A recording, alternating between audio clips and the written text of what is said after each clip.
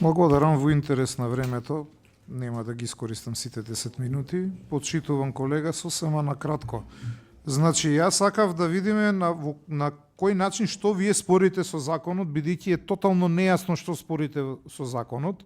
И дојдовме ние до суштината, еве, конечно, дека вие не спорите со законот зашто ќе се отвараат рудници и еколошки, дека ќе се загадело, не ви интересираат ваш, не знам, загадување на вода, на почва, оние манипулации, не знам колку таму ќе имало нови заболувања и така натаму и така натаму.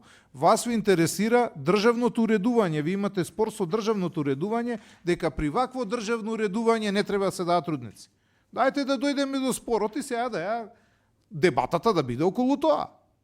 Пошто гледам дека вие само со тоа спорите. Вие велите, еве го колегата сега искочи, колегата Исмил, вика, не, јас сум за тоа рудници да се отварат, меѓутоа не тие да бидат во собственост, не знам, на странска собственост. Тие рудници, еве и вие сега зборувате, тие рудници да бидат државни. Во ред, тука веќе да видиме што вас ви пречи, конечно. Бидејќи претходно колегата Исмил вика, да, видете, се заболува многу, нека се затвори рек Битола, пошто имало заболување, дајте да ги оставиме луѓето на улица, тоа е, нека бидат, не знам, Министерството за демографија и социјала, нека они сега се грижат за нив. Значи, не ви е вас до екологијата, да се разбереме, да се насочиме каде ви е спорот. И ја мислам дека конечно по вашето излагање сваќаме ние каде ви е спорот. Вие сакате да, нека се отвараат рудници, да ја развиеме таа гранка, нека одиме кон индустриализација, бидејќи на тој начин само може да се развие државата, но да го смениме целото уредување, да национализираме и нека бидат тие државни. И сега добро, тоа е вашата теза, еве да видиме ние нашите тези каде се, можеме ли да се најдеме, нели можеме, ама да видиме кај е спорот. Клучното е тоа да го разбереме.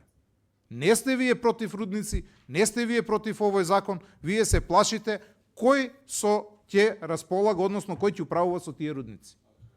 И да видиме дека спорот, вашиот спор е тоа, и затоа се 500 амандмани. Јас верувам дека овој истиот закон да го смениме сега уредување во државно, да се навратиме пред она, да се навратиме, да речеме, еве во 80-тите години, ваше идеално законско решение ќе го поддржевте. Тоа е тоа. Да знаеме на каде се лоцираме, а после тоа можеме веќе да спориме кој е за, кој е против, дали тоа го бараат граѓаните, не го бараат. Тоа е тоа. Значи околу идеологијата имаме спор, а не околу законот. Благодарам.